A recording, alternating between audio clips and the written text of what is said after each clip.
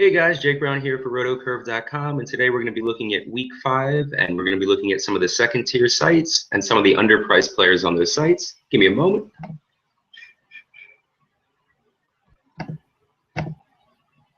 All right, so we're starting on Stars Draft today, and for those of you who aren't familiar, the way this works is I just go through some players who are particularly underpriced compared to where they come up on other sites in the industry. These aren't necessarily guys, none of these are lineups that you want to put in, and these aren't necessarily all guys I'd even recommend for the week. Certainly if you're thinking about any of these guys before you find the video, you've identified a site where I think they're a cheaper play. So, this is where to play them, so to speak, among other places possibly.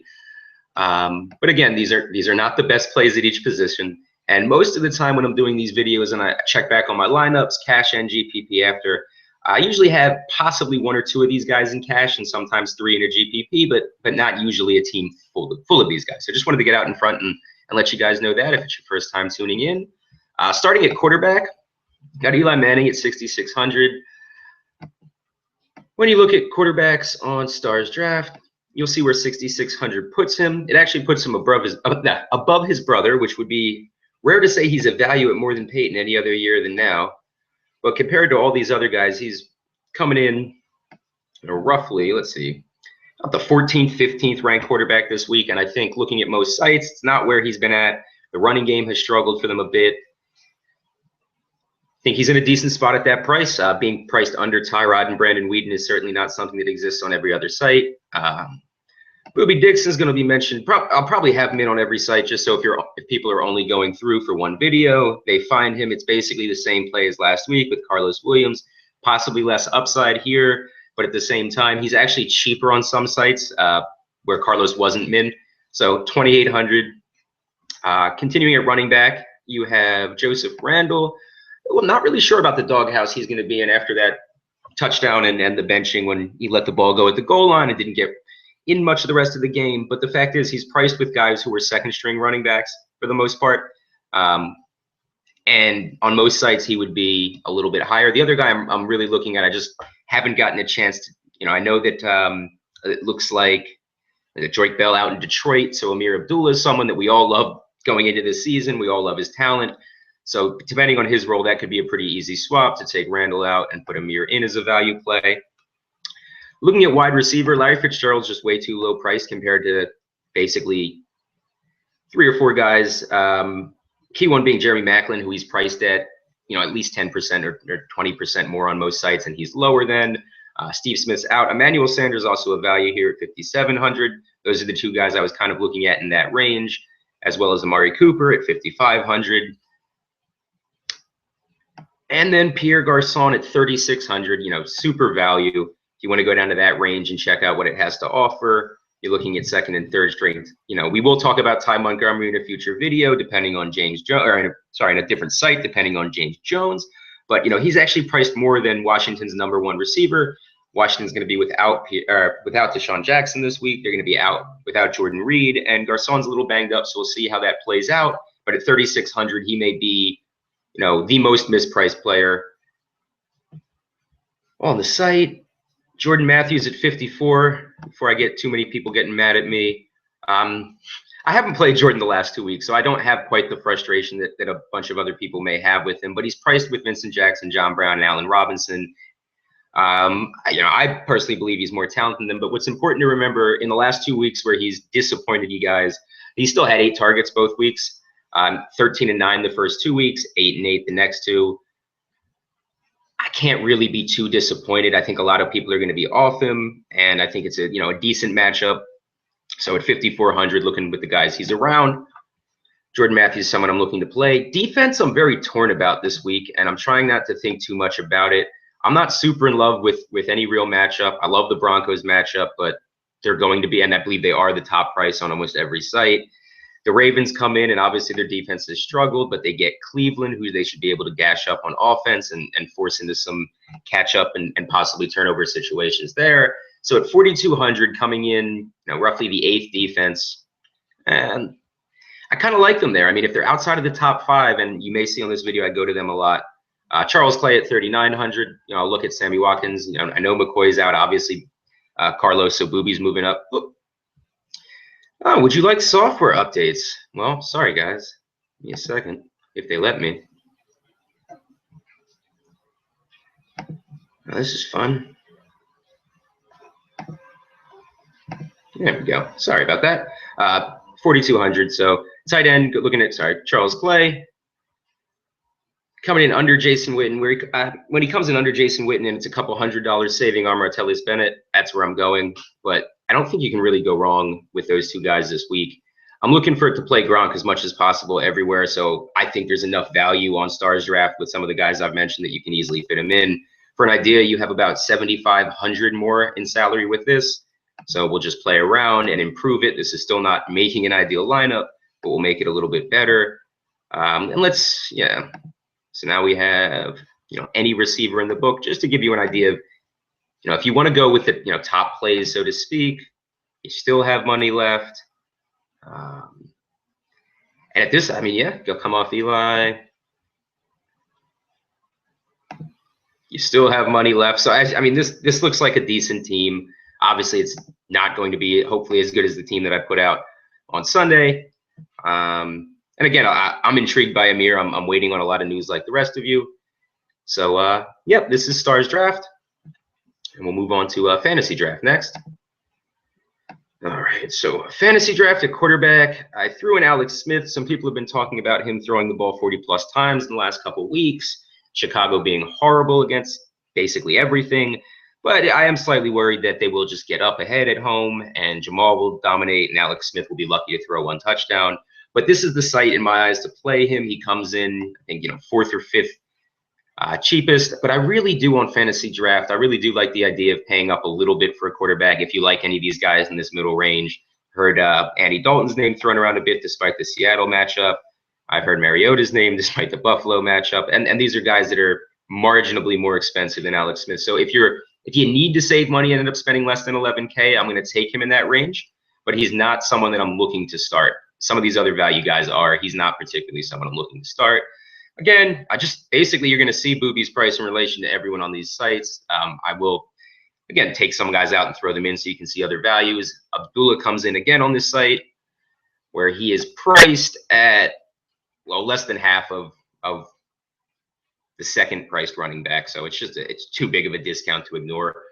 Julian Edelman actually comes in outside of the top, almost right outside top 9, maybe. Outside of the top 10 receivers. And if you remember, Fantasy Draft is full PPR. So it's the most valuable site for him of all these smaller sites. And he's coming in cheapest in comparison to everyone else in position and also by percentage to the top receiver. So I will definitely have high Julian Edelman exposure. Going down, we have Allen Robinson. Looking at his range here, he's coming in. Sammy Watkins is questionable. Golden Tate, Vincent Jackson, Kendall Wright, John Brown. I do think Percy Harvin may have a big game this week, but I will have him in limited amounts of GPPs, though I will own him. But Allen Robinson is just the targets he should get should really put him above all the guys in his range.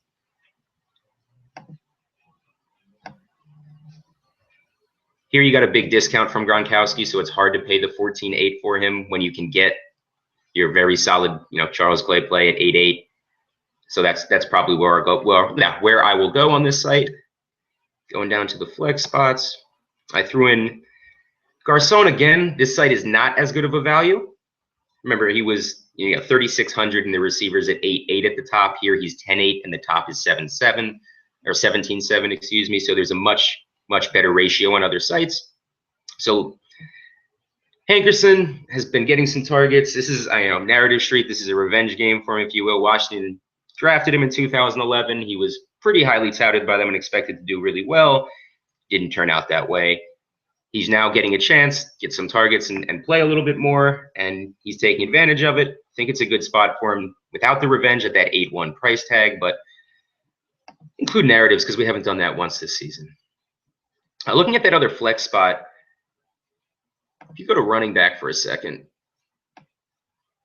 you'll see that there's a lot of cheap running back plays. Obviously, Booby and Amir come in so cheap that I wanted you to be aware of how cheap they are compared. Oops, excuse me. So we'll take them out for a second and show you some other options that are, just probably as good values for the price. And TJ Yeldon at 8.4, at Gurley at 9.3. And you can probably, well, let's see, where's Doug Martin? He'll probably fall into this range as well. And Doug Martin at 9. So he got, 3 decent running backs. All should have good amount of opportunity from 8-4 to 9-3. And as you see, there isn't anything that jumps off the page. Devonta's obviously going to be well owned and deserves to be, and could hit value. His yards per carry should not be as high as they were in either of the last 2 weeks. Washington's really stout against the run, and they also really just bleed the clock against a bunch of teams. This shouldn't be an exception, as Matt Ryan and Atlanta are much better at home, so they should really be looking to just take the game down pace and let them on the field less. So under Devonta with Latavius Murray questionable, you have Mark Ingram, who a lot of people are lauding this week. I'm off that game for the running backs, to be honest.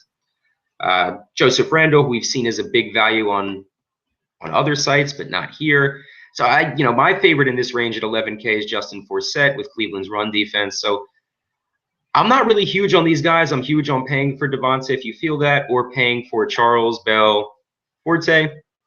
But don't really like that middle range. So that's why I'm showing you all the different cheaper options so that you can kind of figure out where you want to go. You'll also see that I have the Ravens again, and let me see if I can be less boring and find you something. But as I said, 1, 2, 3, 4, 5, 6, 7, 8, outside of the top 12 in this one. So probably better than last site to play the Ravens.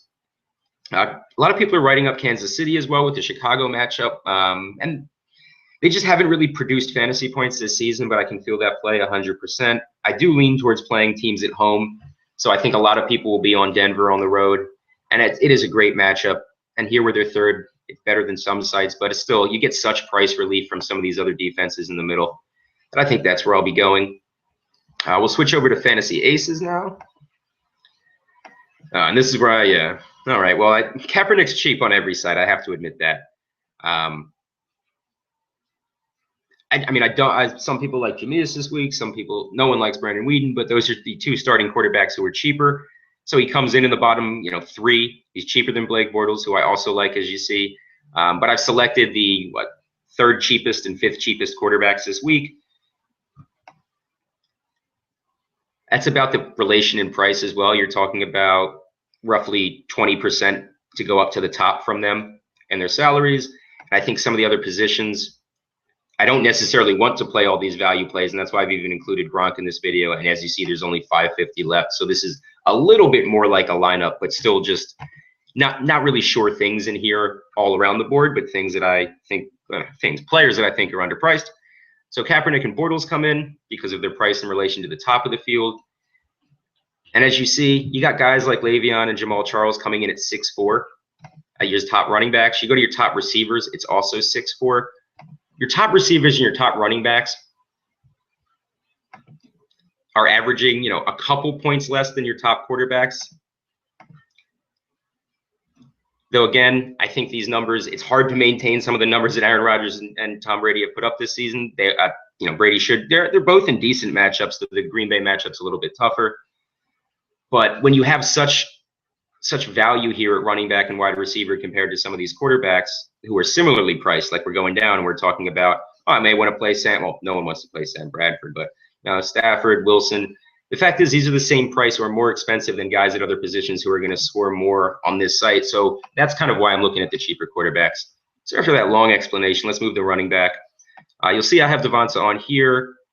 He comes in, again, it's a little price break thing we talk about on here. You usually have $50, $100. When you go from Eddie Lacy and especially the Forsett tier down, you have 2 top running backs who are much more expensive than everyone else. I would try to work both of them in if you can afford it, because they both are in great spots to go off. But I think Devonta on here is where he should be in terms of positioning. I think he's the 6th ranked running back this week on here. But I don't think he's, the price difference between him and the guy 10 below him is $300. The price range between him and the guy 2 above him is $300. Marshawn Lynch is out, so I'm not including him. I'm not doing horrible math, I promise you. And then of those guys who are 4,700, I think I like Dion Lewis the most, which is why I've included him here. Again, Gurley's also a little more expensive than Lewis here, but he's also in that range. Fitzgerald, I will switch over to receiver. Fitzgerald, Keenan Allen, and Jordan Matthews come in. I mean, I really like this range. You've seen me talk about these guys already in Amari Cooper and Emmanuel Sanders, but that was when Emmanuel Sanders was cheaper than some of the guys in this range. So on this site, Keenan Allen, Fitzgerald, and Matthews come in relatively inexpensive. And also, again, you have to notice it's not just about where they fall in terms of the left and where they rank. It's important to look at the salaries, and you'll see a big drop here from Randall Cobb to get down to the first guy. I like you have a $400 drop going 3 up. And you have a small little tier here, and the top tier, a little jump. So because the tier I like and this string of players I like comes after a price drop, that makes me a little bit more on them as well. Scroll down a little bit. Oh, no, we didn't. Tight end, sorry. Tight end, I threw Gronk in. I mean, you should always play him. The fact is, these other guys that you'd be thinking about are 4,500, which means that he's about 20 to 25% more expensive than them. And on other sites, he's much more expensive than that in terms of a ratio. So this is where I'm looking to get Gronk. I also had Doug Martin in at running back, as he comes in. It is a pretty big discount on this site, actually. Same with TJ Yeldon and Amir Abdullah, as we've been mentioning these guys over and over. All 3 of them could be slotted in right there or any of these spots. So I think there's actually really good value on aces at the running back position this week, even though I want to pay up. So I may be owning at a half PPR site 3 to 4 running backs, even though normally you try to own more receivers. And that also has to do with the top end receivers. Not getting that, yeah, again, it's a half PPR and having some question marks at this point in the week on Friday.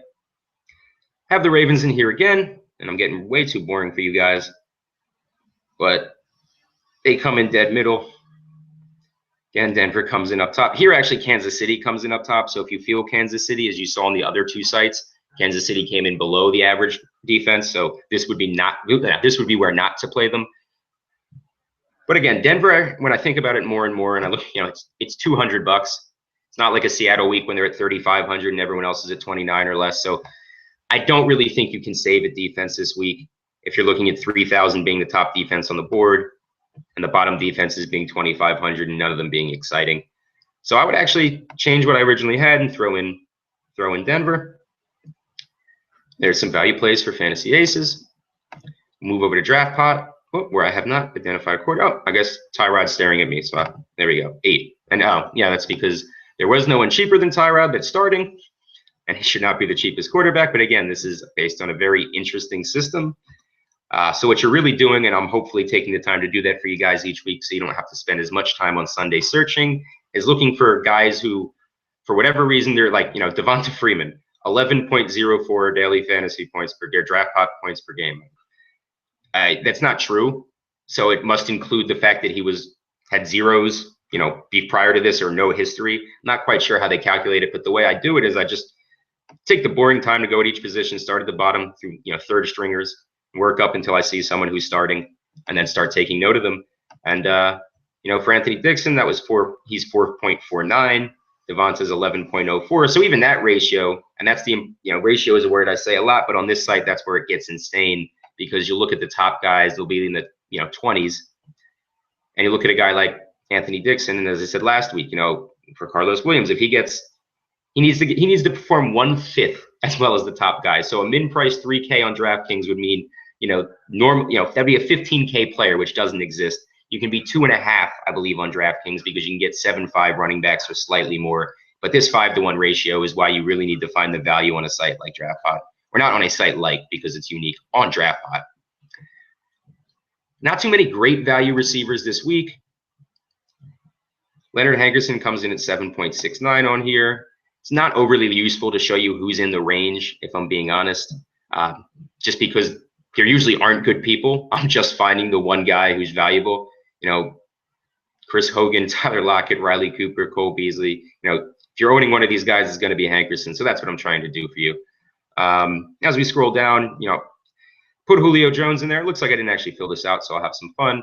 Julio comes in at the 4th receiver on every other site. He's first, and he's not first by a little bit. He's first by a lot. So 4th, he's in there for me. I know he's, probable, questionable, but for now, that's fine.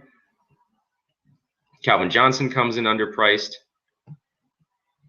Some people think it's a tough matchup. Some people think he's going to actually do well with Patrick. So we'll just note that. I mean, on DraftPot, you really don't need to show more than 3 values because on your actual roster, because you're playing 2 or 3 guys under 10 and you have 14 points per game and you're starting, as I'll show you, a defense and a kicker.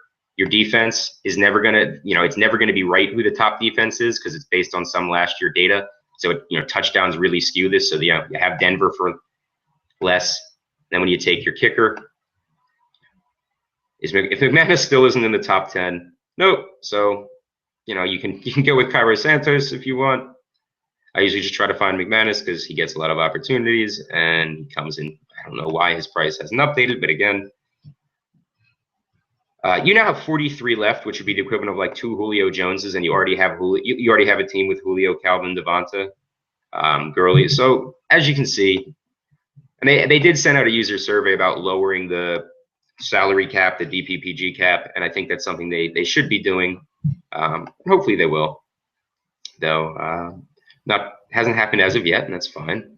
Owen Daniels, someone I've heard a lot talked about. He's 7.86, so he's good on here, as he's more than, or 2.5 times less than Gronkowski. But as you see, 36.04 left, and we filled the roster with decent football players. So at this point, what I would do is probably fade Dixon if you feel confident with playing a Tyrod, playing an Owen Daniels, playing any 3 of Gurley, Dion, Daniels, Hankerson, Tyrod. If you're only playing, I'll show you now. If you're only playing 3 of them, you can make a great team. So we'll leave Tyrod, actually. He's not a tight end. Let's take out Hankerson. And, if you want to go with the top guys, got Le'Veon. So we got in the flex. So, Gurley, Deion Lewis, they're both in a good spot. But I want to open that flex. So that's your decision. Take the more expensive one out for now. Throw in Charles, just to show you that now you have the 2 top running backs, the top priced receiver, and the kind of money you have left. It's 13 point something, 13.78. Put you at a Jordan Matthews range. So here would be an example of a quickly made decent lineup for DraftPot. As you see, the things you're really looking for are those extreme values that allow you to just fill out your team with all of the top players. But this will probably change. I don't think it's a horrible lineup for on the spot. I'm not a huge fan of the Calvin Johnson, Owen Daniels, but everything else I love. Lastly, we'll go over to Fantasy Feud. And we'll see on the left, I've included Matt Ryan here. Matt Ryan's decently priced on every site. He's, 3rd or 4th price quarterback. Oh, excuse me. But on here, there's a little bit of a drop off between 1 and 2, that 5K difference, which as you get to 8th and beyond would be a range of 5 to 6 quarterbacks. More importantly, the drop from 2nd to 3rd and Rodgers to Ryan is 10K, 8%. And more importantly than the percentile here is that drop off from Ryan gets you about 3 or 4 more guys. 3 more guys that you could do for that same 10K drop off. So I do like him here. Obviously, a lot of people are going to like him in this game. They're going to be on him or Devonta. Some people might try to go both. I really don't like that strategy this week with Washington and their ability to just kill clock. I do understand that Atlanta's at home and they could get up a lot. Even when Washington's down, they're a little bit methodical. I think they're going to try to do that to stop themselves from getting down by 3 scores. But Ryan, I think, will be forced to throw a bit. I believe will be forced to throw a bit more than in past weeks with Washington being better on the ground. I don't see Devonta going for 3 touchdowns and 100 and something yards. Not that he can't go for 100 yards and a touchdown or 2, but I think it's safe to say he's not going to break his. He shouldn't break history, and he's not going to do it against the Washington Redskins. But you never can tell 100%. Going at quarterback now, a lot of the strategy on Fantasy Feud is about saving money at quarterback. And all the low-end quarterbacks usually priced pretty closely together. Here, there's a little bit of a intrigue to me. Matthew Stafford is cheaper than Foles. He's cheaper than McCown. And he's cheaper than Vick. Jameis comes in really cheap, and people are touting him for that same reason. And I've done the same with Kaepernick on another site. Those would be the three guys I'd be looking at as cheap plays. But Stafford, again, like Matt Ryan, much better at home. Could be a nice day for him. Hopefully, if having Amir, I wouldn't be disappointed if Amir started and you played both of them on this site, because Amir is a threat out of the backfield, so you could get a threat to receive out of the backfield, so that could boost Stafford a little bit, having him in there. So those are the two guys I have slotted in at quarterback.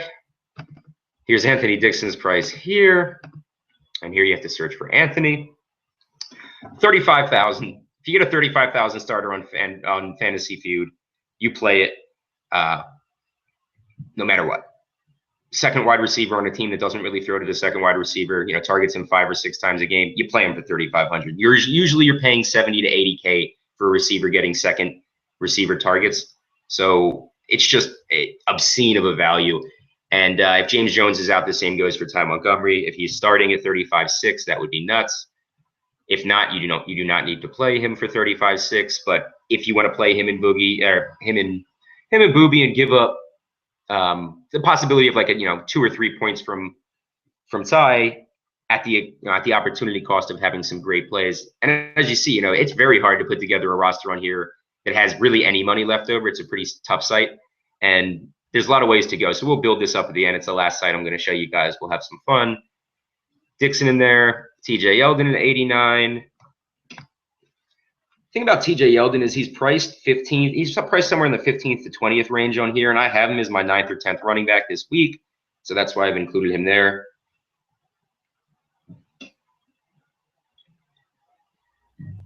Doug Martin I have like more around 12th. He's priced closer to 20th.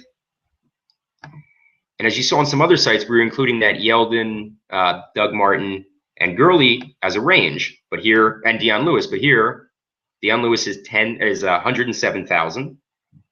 Gurley's 109,000. So while those are all guys I like, and I would lean on Deion as my favorite, they're actually deciding that these three guys are going to be priced a bunch down. So there's your value.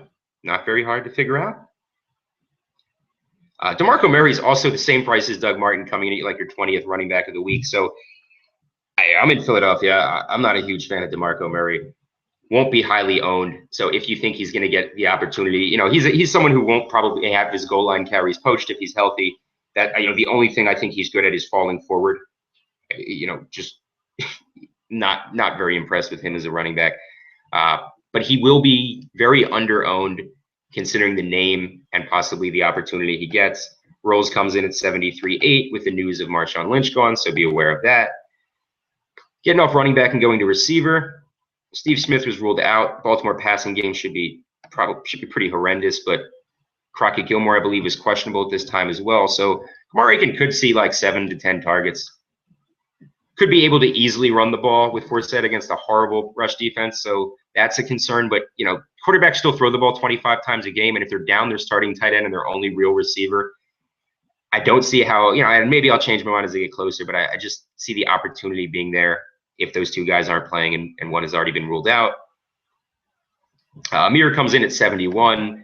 With that news, it's going to be hard for me to fade him if he's going to start, or even if he's going to play like 70% of the snaps, just because we all saw what he can do, and what he can do is damn special. And I believe Gurley did last week as well, was pretty special against the same defense. He's at home. Don't mind pairing him with Stafford. So let's just pretend that he's going to start and Stafford's in there and you want to play Dixon. You can come off of a guy. I mean, you can come off there. You can come off of Owen Daniels, who I like. That's a play that people are going to be recommending this week against Oakland's worst rated defense against tight ends. And it's not even close. They're especially bad. So let's just soup them up for a second. Look at tight end. Gronk does come in seriously above some of these other guys yet again. Charles Clay has that ratio, 10% 9K. So it's roughly 40% more. So it's not the site where I play him at. That being said, this is a week with strange cap relief tongue-tied, guys, cap relief on Fantasy Feud. So I actually like him, not necessarily with his relation to these other guys' price, and Charles Clay should be a good play.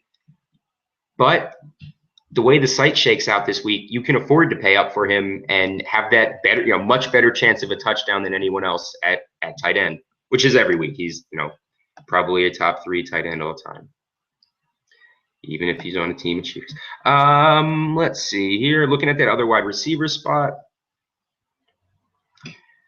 And again, this is a site where the positioning shouldn't be as important as the price breaks, because it's fantasy aces-esque, just drawn out. So Garcon comes in reasonably priced here, not underpriced. Aren't too many underpriced guys as we scroll down. Percy Harvin's intriguing with talk of trying to get him the ball a bit more, but that's why I was on Kamara Aiken. Latavius Bryant's back from suspension. I should have noted that earlier. It's Michael Vick.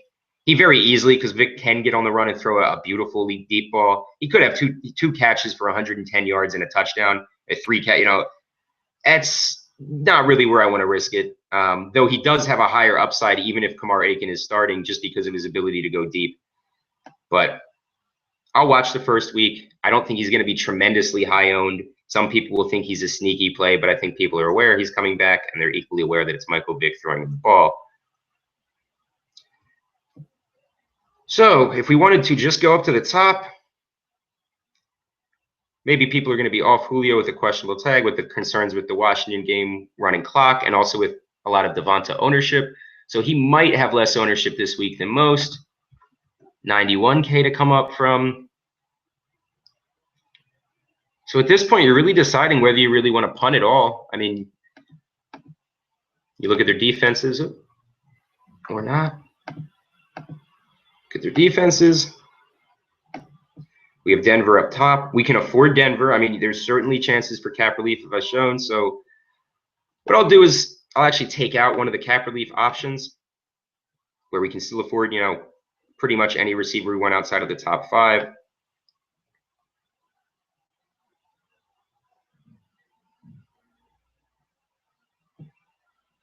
Yeah, we'll go Allen on here. Again, I'm not going to play him with TJ Yeldon.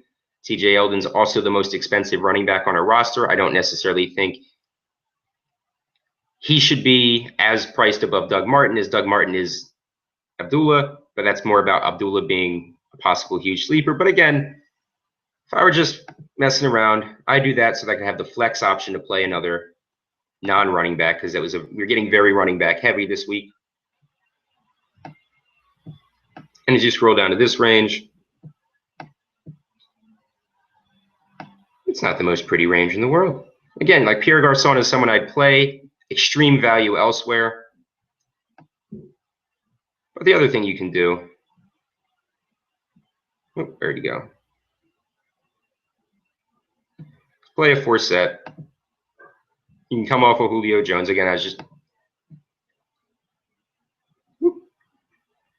and what's the Marius stuff? I expected to play. Okay, and didn't realize he was on the mend. So this is actually a team that I'm not going to play, but looks a lot better than most weeks on Fantasy Feud. It should be that way for a lot of people. You're just not paying necessarily a premium for guys who do have the looks of being starters this week. Allen Robinson, again, pushed TJ Yeldon out of the lineup, though I like Yeldon. But yeah, I mean, you have all starters here, and you still have a little bit of wiggle room. So probably one of the more confident weeks on paper to play Fantasy Feud if you haven't tried it out yet. But yeah, so best of luck this weekend, guys. If you haven't checked us out on Sunday mornings, Benny and myself should be, that's going to confuse you, should be on air 11 o'clock on a Spreecast. So check out Twitter or RotoCurve for a link. Best of luck, and keep them mustaches sharp.